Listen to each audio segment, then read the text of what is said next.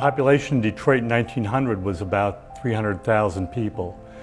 By 1930, it had grown to 1.6 million. When you think about the 1928 era, this entire city of Detroit was at this explosion. We had this population boom. We had architectural explosions of buildings that were new design, the most modern buildings that were created anywhere. The Guardian Building opened in April of 1929. It was at the height of the development of the auto industry. It cost about $12 million to build in 1929 money, and that could be 12 to 15 times that today. The building was built in about 18 months, which is pretty amazing. It wasn't always 100% appreciated. People, covered it up for, some said, energy savings, but they covered it up for whatever reason. So it was really back in the early 80s when Mishcon started their restoration. They took down those drop ceilings. They had tiles that were missing restored. So we've had these decades now of people restoring this building and taking care of it. Mishcon purchased the building in the 80s. We got into a building that was basically modernized in the 50s and 60s. It was made to look like everything else with aluminum types of ceiling effects and false ceilings, and a lot of what was originally the part of the Guardian Building, the attractiveness of it, was covered up. Once the team began to uncover all this and discover the beautiful ceilings of Pewabic pottery and tile and the beautiful windows, and the lights were still intact under the ceilings, realized we really had a historic gem. The building speaks for itself. That's one of the incredible things about it, that there's a lot of backstory to be known, which is fascinating. There was just so much to uncover, and I think really enjoying the fact that all of this was still there. And the team actually worked to obtain the historic designation, so I believe it was June 29th, 1989 that we finally achieved that. And so it was, the beginning of uncovering this beautiful building and its grandeur. This building had scaffolds around it for a number of years because the tiles were falling.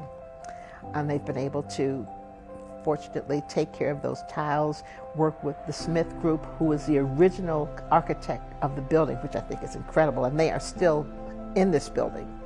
And they are the ones who were contracted with to take care of the tiles that were falling and all of the other architectural things that needed to be taken care of to make sure the building was safe for those walking around it as well as safe for those working inside of it. I personally was very glad when I saw the county purchase it because it seemed to be faltering. As I mentioned, I got an opportunity to visit some of the floors after Mishcon had left, and everything was basically intact, 8-10 years later, and it was a shame to see the building deteriorating again, and so to know it was going to have new life was tremendous.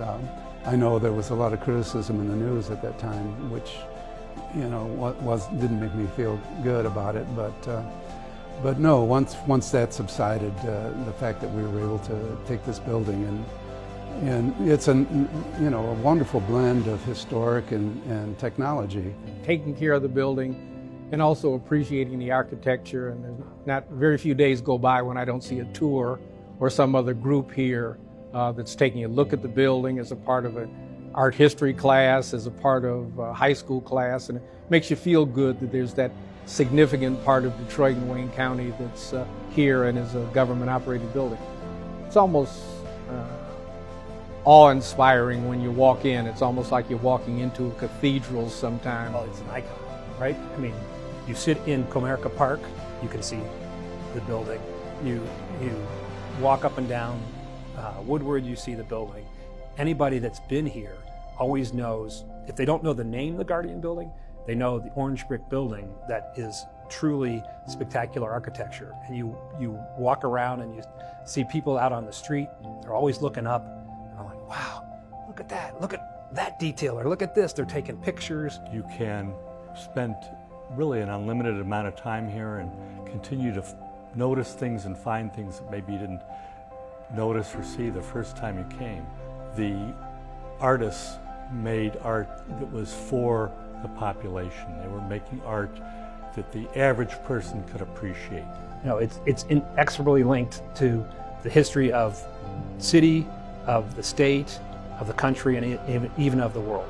In the early 20th century, as companies were becoming corporations, as they were getting bigger, they'd be building big headquarters buildings in New York and Chicago and Detroit, and they often liked to nickname them cathedrals of one thing or another. So when this building opened, it was nicknamed the Cathedral of Finance. Well, this building represented a company that was deeply invested in Detroit because the Union Trust Bank, which is the predecessor to the Union Guardian Company, was one of the main companies that financed the mortgages for churches, for homes, for small businesses, for large businesses. Wirt Rowland, who was the designer for Smith Group, had free reign basically to design everything on the building. And so he designed everything from the exterior expression to everything down to the doorknobs. The Union Trust Company was able to acquire the entire block, but it was a very, very shallow lot.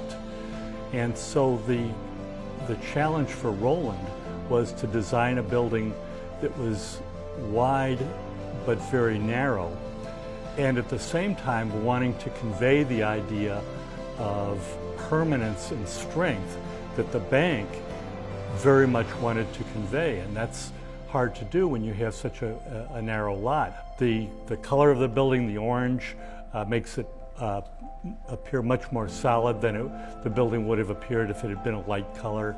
The mural behind me is meant to depict Michigan and show who we are as a state and a people, and that was painted by an artist from the Traverse City area named Ezra Winter. He drew the map of Michigan as the backdrop, and then in the center of it is an allegorical figure of Michigan. She's holding 2 cornucopias of our agricultural bounty over her shoulders, and then the sun rays behind her. You've got that big sort of sun ray display with symbols that represent the major industries in Michigan at the time. Manufacturing, commerce, fishing, lumber, mining, which was a huge industry in Michigan in the early 20th century. And then at the top of the design is a symbol for finance. It's a combination of a couple different symbols. One is a bank scale, and also 2 snakes wrapped around the post of the scale, the central shaft of it.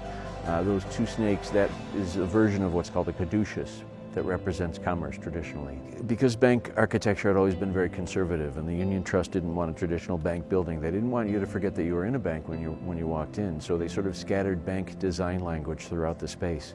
So one of the major ways of doing that was when you come in the Griswold entrance, the first thing you see on the wall right in front of you is a glass mosaic tile design. It includes the credo of the company, their philosophy as an institution, and above that, a very stylized white pine tree. White pine is a state tree of Michigan. Beehives that were located on the Congress side by the doors, right above the doors. And you never notice them if no one tells you about it. But the beehives indicated how busy the people were inside, taking care of your monies and doing all of the business that the bank had in store for it on the Griswold side. You see statues, one on each side of the door that I've never noticed before either. And one talks about security and one is safety, because they wanted people to know that your money was secure and it was safe in their bank. So quite fascinating, the things that you don't look at as you pass it 50 times a day or 50 times a week.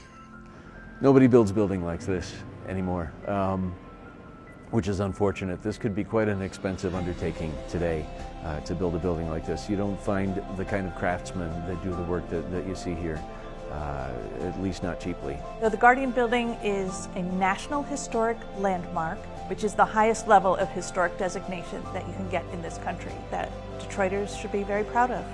90 years in a building of this nature, to have been able to preserve it to the level that they've been able to do, I think it's just extraordinary.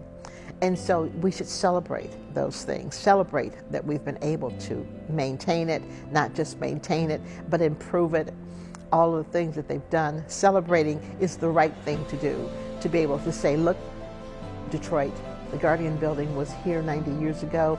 It was a great building then. It's even a greater building now. Really gem of architecture in Detroit. We've got this just sort of little outstanding corner right here on Griswold with this little gem.